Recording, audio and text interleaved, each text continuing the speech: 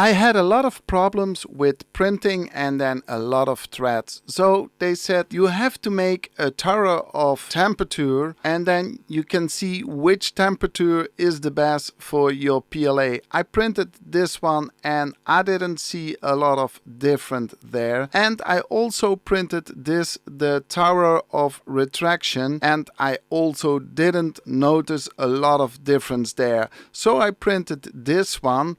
And you see a lot of threads there, so I fiddled a little bit around with the temperature and the threads were already less.